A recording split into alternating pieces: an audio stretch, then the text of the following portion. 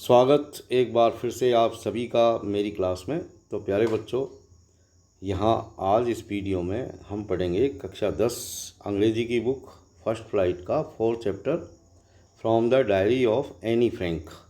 और यहाँ इस क्लास में हम इस चैप्टर का बचा हुआ भाग पढ़ेंगे। तो प्यारे बच्चों, आइए शुरू करते हैं। Let's start. Since no one would understand a word of my stories to Kitty if I were to plunge right in. अब ये किटी कौन है? ये एनी फ्रैंक की डायरी का नाम है। अब यहाँ पर एनी फ्रैंक हमको बता रही है कि चूँकि मैंने जो कहानियाँ, जो स्टोरीज किटी को सुनाई हैं, उनको जब तक कि मैं सीधी बात कहूँ तो उनको तब तक कोई नहीं समझ पाएगा जब तक कि मैं इस बारे में और चीज़ें आपको नहीं बता दूँ। अब आगे बताती है Anne Frank, I had better provide a brief sketch of my life. आगे बताती है कि बहुत अच्छा होगा कि मैं आपको मेरे जीवन की संक्षिप्त जानकारी आपको प्रोवाइड करा दूँ। प्रोवाइड का मतलब प्रोवाइड कराना, उपलब्ध कराना। ब्रीफ स्केच यानी संक्षिप्त जानकारी। Much as I dislike doing so. हालांकि फ्रैंक कहती है कि मुझे मेरे जीवन की संक्षिप्त जानकारी उपलब्ध कराना पसंद नहीं है। My father the most adorable father I have ever seen didn't marry my mother until he was 36। तो एनी बताती है कि मेरे पिता, जो कि मोस्ट एडोरेबल फादर थे, आई हैव एवर सीन, यानी अब तक जितने भी ऐसे पिता हुए हैं इस दुनिया में, उनमें मेरे जो पिता थे वो बहुत ज़्यादा एडोरेबल थे। और उन्होंने जब तक कि वो 36 के नहीं हो गए, यानी जब तक वो 30 साल के नहीं हो गए, तब तक उन्होंने मेरी माँ से शादी नहीं की थी। एडोरेबल का मतलब होता है प्यार करने वाले। एंड सी वाज 25, और उस वक्त मेरी माँ की उम्र 25 साल थी। My sister Margot was born in Frankfurt in Germany in 1926। आगे बताती है कि मार्गोट, जो कि मेरी बड़ी बहन का नाम है, 1926 में जर्मनी के शहर फ्रैंकफर्ट में उनका जन्म हुआ था। आई वाज बॉर्न ऑन 12 जून 1929। आगे बताती है कि मेरा जन्म 12 जून 1929 को हुआ था। I lived in Frankfurt until I was 4। और आगे बताती है अपने जीवन के बारे में कि जब मैं 4 साल की हो गई तब तक हम फ्रैंकफर्ट में ही रहे। माई फादर एमिग्रेटेड टू हॉलैंड इन 1933। और मेरे पिता 1933 में हॉलैंड नाम के देश में चले गए, यानी जर्मनी को छोड़ करके एमिग्रेट हो गए हॉलैंड में। यानी एक देश छोड़ करके जब कोई व्यक्ति दूसरे देश में चला जाता है तो उसे कहते हैं emigrate. My mother Edith Hollander Frank went with him to Holland in September. और मेरी माँ, जिसका नाम एडिथ हॉलैंडर फ्रैंक था, वो भी हॉलैंड चली गई सितंबर के महीने में। While Margot and I were sent to Aachen to stay with our grandmother. जबकि मुझे और मेरी बहन को आचेन भेज दिया गया हमारी दादी के साथ रहने के लिए। मार्गोट वेंट टू हॉलैंड इन दिसंबर। और इसके बाद में मार्गोट भी चली गई दिसंबर के महीने में हॉलैंड में। एंड आई फॉलोड इन फरवरी, और मैं भी फरवरी के महीने में चली गई। When I was plonked down on the table as a birthday present for Margot. और जब मैं गई थी तो उस दिन जो है मार्गोट का जन्मदिन था, और मुझे एक तरीके से मार्गोट के जन्मदिन के उपलक्ष्य में बर्थडे टेबल पर उठा के पटक दिया गया, प्लंक डाउन कर दिया गया, जैसे कि मैं उसके लिए कोई गिफ्ट हूँ। I started right away at the Montessori nursery school. और जैसे ही मैं वहाँ पहुँची तो तुरंत, यानी बिना किसी व्यवधान के, मॉन्टेसरी नर्सरी स्कूल में मैंने पढ़ना शुरू कर दिया। I stayed there until I was 6। और मैं उस विद्यालय में जब तक कि मैं 6 साल की नहीं हो गई तब तक मैं वहीं रही। At which time I started in the first form. और मैंने वहाँ पहली कक्षा से पढ़ना शुरू किया। In the 6th form my teacher was Mrs Kuperus, the headmistress. At the end of the year, we were both in tears as we said a heartbreaking farewell. और छठी कक्षा में, इन द 6th फॉर्म मतलब छठी कक्षा में, मेरी teacher जिसका नाम था मिसेज कुपेरस, जो कि हेड मिस्ट्रेस भी थी, प्रधान अध्यापिका भी थी। तो साल के अंत में जब हमने एक दूसरे से हृदय विदारक विदाई ली, हार्ट ब्रेकिंग फेयरवेल, फेयरवेल का मतलब होता है विदाई लेना, तो हम दोनों ही खूब रोए। बॉथ इन टीयर्स यानी हम दोनों की आंखों से आंसू बहने लग गए। In the summer of 1941 grandma fell ill. 1941 की गर्मियों में दादी बीमार पड़ गई and had to have an operation, और उसका ऑपरेशन करना पड़ा। So my birthday passed with little celebration. इसलिए मेरा जो बर्थडे था उस वक्त वो बहुत ही कम उत्सव के साथ मनाया गया। कहने का मतलब ज़्यादा उसमें तामझाम नहीं किए गए, लिटिल सेलिब्रेशन के साथ मनाया गया। ग्रांड माँ डाइट इन जनवरी 1942। और उसके बाद में 1942 जनवरी को दादी मर गई। No one knows how often I think of her. इस बात को कोई भी नहीं जानता कि मैं मेरी माँ को कितनी बार याद करती थी। हाउ ऑफन यानी बार बार याद किया करती थी। एंड स्टिल लव हर, और उसे अभी भी लव करती थी। This birthday celebration in 1942। अब 1942 में मेरा फिर बर्थडे का सेलिब्रेशन हुआ, लेकिन इस बार थोड़ा अलग था। Was intended to make up for the other.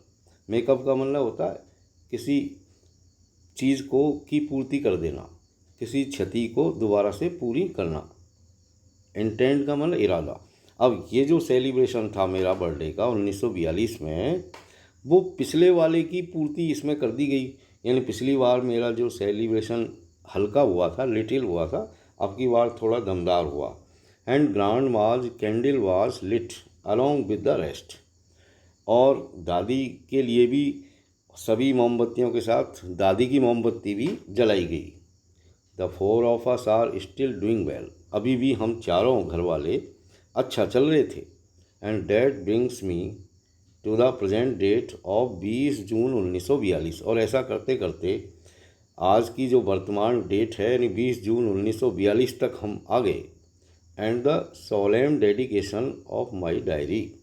और इस तिथि से मैंने पूरी तरह से अपने आप को डायरी के प्रति डेडिकेट कर दिया, मतलब समर्पित कर दिया। और यहाँ कुछ आपके ओरल कॉम्प्रहेंशन चेक है, कुछ क्वेश्चन है। जैसे पहला क्वेश्चन देखिए आप, why does any provide a brief sketch of her life. यानी एनी ने अपने जीवन का संक्षिप्त परिचय वो क्यों कराती है हमको? वो इसलिए कराती है कि भाई मेरी कहानियों को जो मैं किटी से कहती हूँ उसको आप अच्छी तरीके से समझ जाएं। सेकंड देखिए, what tells you that any loved her grand mother. ये कौन सी चीज़ है जो आपको ये बताती है कि एनी अपनी माँ से बहुत प्यार करती थी, क्योंकि वो उनको बार बार याद किया करती थी। अब देखिए यहाँ पर ये डायरी शुरू हो जाती है। ये पहली एक कहानी है जो यहाँ पर किटी नाम की जो डायरी है उसको एनी संबोधित करती है, उसे अपना मित्र मानते हुए। अब वो डायरी को संबोधित करती है, डियरेस्ट किटी, सबसे ज़्यादा प्रिय Kitty, our entire class is quaking in its boots. Quaking in boots का मतलब होता है हताशा से चिल्लाना, यानी बहुत ज़्यादा दुख के साथ चिल्लाना। यानी हमारी क्लास पूरी की पूरी जो क्लास थी वो हताशा के साथ चिल्ला रही थी। The reason of course. अब इसका जो वास्तव में जो कारण था वो ये था is the forthcoming meeting in which the teachers decide who will move up to the next form and who will be kept back। पूरी की पूरी क्लास परेशान इसलिए थी, कारण ये था कि अभी आगे एक मीटिंग होने वाली थी टीचर्स की, और उसमें टीचर्स ये डिसाइड करने वाले थे कि कौन अगली कक्षा में जाएगा और कौन इसी कक्षा में रह जाएगा। कहने का मतलब मेरी कक्षा में से कितने बच्चे पास होंगे और कितने फेल हो जाएंगे। तो सारे के सारे बच्चे परेशान थे कि मैं पास होऊंगा कि नहीं होऊंगा, इस तरह की बातें उनमें थी, इसलिए सारी की सारी क्लास हताशा में थी। Half the class is making bets, लगभग आधी कक्षा के बच्चे तो आपस में शर्त लगा रहे थे, बैट लगा रहे थे। G N and I laugh ourselves silly at the two boys behind us. G N और मैं हमारे पीछे बैठे हुए दो बेवकूफ़ लड़कों के ऊपर हंसी। C N and Jacques who have stocked their entire holiday savings on their bet, क्योंकि वो जो दो लड़के हमारे पीछे बैठे हुए थे, जिनमें से एक का नाम सीएन था और दूसरे का नाम जैक्स था, उन्होंने पूरी की पूरी छुट्टियों की जो बचत थी, उनकी एंटायर हॉलीडे जो सेविंग थी, उसको पूरा का पूरा दाव पर लगा दिया था, स्टैक्ड कर दिया था अपनी शर्तों के ऊपर। स्टैक्ड का मतलब दाव पे लगाना। फ्रॉम मॉर्निंग टू नाइट, और ये सारी की सारी जो चर्चा थी कि कौन पास होएगा कौन फेल होएगा, तो ये सुबह से रात तक चलती रही। It is you are going to pass, कि भाई तुम पास हो जाओगे। नो आई एम नॉट, नहीं मैं नहीं। यस यू आर, हाँ तुम। नो आई एम नॉट, नहीं मैं नहीं। इस तरह बच्चे आपस में जो है शर्तें लगाते, बात करते। इवन जीएस प्लीडिंग ग्लांसेज यानी करुणा भरी निगाहें, एंड माई एंग्री आउटबर्स्ट्स, और गुस्से से भरी हुई निगाहें। कांट काम देम डाउन, यानी मेरी जो सहेली थी जीएस, वो उन बच्चों की तरफ बड़ी करुणा में निगाहों से देख रही थी, याचना पूर्ण निगाहों से देख रही थी कि भैया चिल्लाओ मत, और मैं उनकी तरफ गुस्से से देख रही थी। लेकिन हमारी इन दोनों निगाहों का भी उनके ऊपर कोई फ़र्क नहीं पड़ा। If you ask me, there are so many dummies that about a quarter of the class should be kept back। यदि कोई पूछे तो there are so many dummies, यानी बहुत सारे बेवकूफ़ हैं। that about a quarter of the class should be kept back, और मेरी कक्षा में तो बहुत सारे लड़के बेवकूफ़ टाइप के हैं, और लगभग उनमें से एक चौथाई को तो पास नहीं करना चाहिए, यहीं रोक देना चाहिए। But teachers are the most unpredictable creatures on earth, यहाँ पर टीचर्स के लिए कहा गया है अनप्रेडिक्टेबल क्रिएचर्स। क्रिएचर मतलब प्राणी, अनप्रेडिक्टेबल, प्रेडिक्टेबल का मतलब जिसकी हम प्रेडिक्ट कर सकें, यानी भविष्यवाणी कर सकें, और अनप्रेडिक्टेबल यानी जिसकी भविष्यवाणी नहीं की जा सके। तो यहाँ पर बताया गया कि टीचर्स इस दुनिया में अत्यधिक ऐसे प्राणी हैं जिनके बारे में कोई भविष्यवाणी नहीं कर सकता। I am not so worried about my girl friends and my self, मैं मेरी सहेलियों के बारे में और स्वयं के बारे में ज़्यादा चिंतित नहीं थी। वी विल मेक इट, मुझे भरोसा था हम पास हो जाएंगे। The only subject I am not sure about is maths, सिर्फ एक ही विषय थी जिसके बारे में मैं पूरी तरह से आश्वस्त नहीं थी, श्योर नहीं थी, और वो सब्जेक्ट थी गणित। एनीवे, चलो छोड़िए, all we can do is wait, हम क्या कर सकते हैं, हम सिर्फ इंतज़ार कर सकते हैं। अनटिल देन, और तब तक we keep telling each other not to lose heart, और तब तक हम एक दूसरे से भरोसा कायम रखने के लिए कह सकते हैं कि भैया परेशान मत हो, दिल छोटा मत करो, not to lose heart. I get along pretty well with all my teachers, मेरी सभी जितने भी टीचर्स थे उनके साथ बहुत अच्छी पटती थी। गेट along का मतलब पटना, pretty well यानी अच्छी तरीके से। देयर आर 9 of them, ये 9 टीचर्स थे, 7 men and 2 women, उनमें से 7 आदमी थे और 2 महिलाएं थी। मिस्टर कीसिंग, द ओल्ड फौजी हु टीचेज मैथ्स। मिस्टर कीसिंग भी एक टीचर का नाम था, जो कि एक पुराना, एक तरह से रूढ़िवादी था। फौजी, फौजी मतलब रूढ़िवादी, और जो हमको गणित पढ़ाता था। Was annoyed with me for edges. ये बहुत समय से मेरे से नाराज़ रहता था। Because I talked so much, क्योंकि मैं बहुत ज़्यादा बात करती थी। आफ्टर सेवरल वार्निंग्स, बहुत सारी चेतावनियों के बावजूद, सेवरल यानी बहुत सारी, वार्निंग यानी चेतावनियाँ, ही असाइंड मी एक्स्ट्रा होमवर्क। आखिरकार उसने मुझे अतिरिक्त गृह कार्य दे दिया, असाइन कर दिया।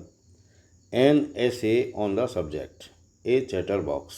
उसने मुझे ए चैटर बॉक्स नाम के विषय पर एक ऐसे लिखने के लिए कहा।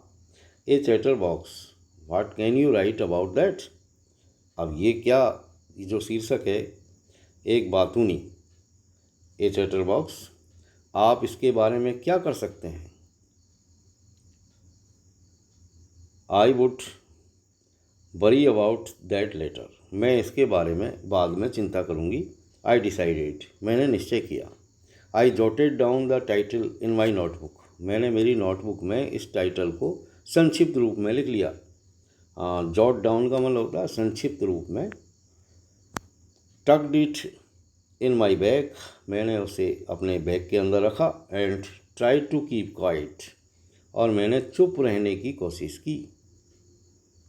दैट इवनिंग, उस शाम को, after I had finished the rest of my homework, जब मैं मेरा बाकी का सब होमवर्क कर चुकी थी, तो द नोट अबाउट द ऐसे caught my I.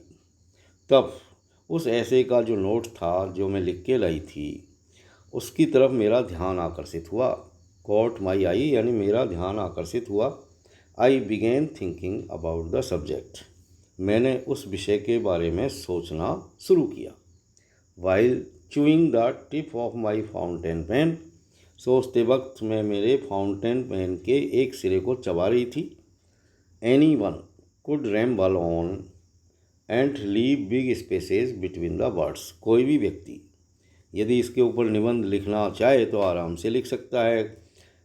Ramble on कर सकता है, मतलब बकवास लिख सकता है लंबी लंबी, और शब्दों के बीच में काफ़ी जगह छोड़ छोड़ करके काफ़ी बड़ा निबंध लिख सकता है, big space. But the trick was to come up with convincing arguments to prove the necessity of talking. लेकिन बात ये थी कि मुझे तो इस तरह नहीं करना था, बल्कि मुझे टॉकिंग की जो नेसेसिटी है, यानी बात करने की जो ज़रूरत है, वो आर्ग्यूमेंट्स के साथ, यानी तर्कों के साथ मुझे इस बात को सिद्ध करना था और कन्विंस करना था, अपनी बात को मनवाना था कि यदि मैं बात करती हूँ तो ये अच्छी है। आई थॉट, मैंने इस विषय पर खूब सोचा। And suddenly I had an idea. अचानक मेरे दिमाग में एक विचार आया। आई रॉट द 3 पेजेज। मैंने इसके ऊपर फिर 3 पेज लिखे। मिस्टर कीसिंग हैड असाइंड मी, जिस विषय पर मुझे कीसिंग ने लिखने को काम दिया था। एंड आई वॉज सेटिस्फाइड, और मैं मेरे काम से संतुष्ट हो गई, सेटिस्फाइड हो गई। आई आर्ग्यूड, मैंने तर्क दिया, that talking is a students trait, कि टॉकिंग करना, बात करना किसी विद्यार्थी का एक गुण होता है, ट्रेट होता है। And that I would do my best, और ये कि मैं मेरी पूरी कोशिश करूँगी, to keep it under control, इस आदत को अपने नियंत्रण में रखने की। कीप इट अंडर कंट्रोल का मतलब नियंत्रण में रखना। But that I would never be able to cure myself of the habit since my mother talked as much as I did. लेकिन मैंने आगे ये भी लिखा कि लेकिन मैं फिर भी, आई वुड नेवर बी एबल, यानी मैं कभी समर्थ नहीं हो पाऊँगी, टू क्योर माई सेल्फ, इस बीमारी का इलाज करने में। इस ये जो आदत है बात करने की, इसका मैं कुछ नहीं कर सकती, क्योंकि मेरी माँ भी बात करती थी उतनी ही एज आई डिड, जितनी कि मैं करती हूँ। कहने का मतलब यहाँ पर एनी ये कहती कि भाई मेरी माँ भी जो है उतनी ही बात करती थी, if not more, and that there's not much you can do about inherited traits. और आगे मैंने ये भी बताया कि हम जो इनहेरिटेड जो ट्रेड्स होते हैं, यानी जो जन्मजात गुण होते हैं जो माँ बाप से हमको प्राप्त होते हैं, उनको हम सुधार नहीं सकते, यानी उसके बारे में हम कुछ नहीं कर सकते। अब चूँकि मेरी माँ भी उतनी ही बात करती थी तो वो गुण मेरे अंदर भी आ गया, अब मैं क्या कर सकती हूँ। इस तरह के तर्क मैंने मेरे निबंध में लिखे। Mister Keesing had a good laugh at my arguments. Mister Keesing ने मेरे जो आर्ग्यूमेंट्स मैंने दिए थे, जो मेरे तर्क थे, उनके ऊपर वो खूब हंसे। But when I proceeded to talk my way through the next lesson. अब लेकिन ये बात तो यहीं ख़त्म होगी, लेकिन दूसरे लेसन के दौरान भी जब मैंने मेरी इस आदत को जारी रखा, यानी मैं फिर भी बात करती रही, तो ही असाइंड मी ए सेकेंड ऐसे। तो फिर उन्होंने मुझे एक और ऐसे लिख दिया, एक और ऐसे लिखने को दे दिया, असाइन कर दिया as a punishment. This time it was suppose to be on an incorrigible chatterbox, यानी लाइलाज बातूनी, यानी अब की बार जो निबंध का जो शीर्षक था वो था एन इनकॉरिजिबल चैटर बॉक्स, यानी जिसका कोई इलाज ही नहीं हो, incorrigible. I handed it in, मैंने इसे तुरंत ही लिख करके दे दिया। And Mr Keesing had nothing to complain about for 2 whole lessons, यानी उसके ऊपर भी मैंने निबंध लिखा और किसिंग जी को दे दिया। और अब की बार मिस्टर किसिंग ने मेरे ऊपर किसी भी तरह की शिकायत नहीं की अगले 2 पाठों के दौरान। However during the third lesson, हालांकि तीसरे लेसन के दौरान,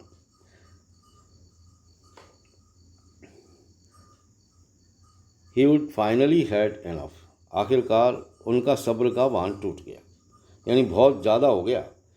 any Frank as punishment for talking in class, तो उसने कहा कि एनी फ्रैंक कक्षा में बात करने की सज़ा के तौर पर राइट एन ऐसे एंटाइटल, लिखती है एक निबंध और जिसका शीर्षक है quack quack quack sad mistress chatterbox.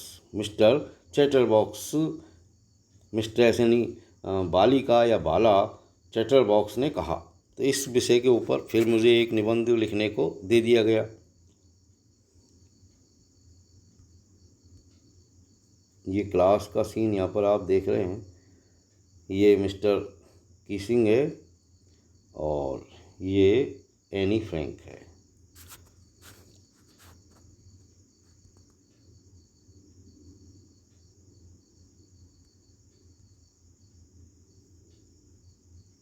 ये किसिंग, ये Anne Frank. The class roared, कक्षा बहुत ज़ोर से हंसी। I had to laugh too, मुझे भी हंसना पड़ा। दो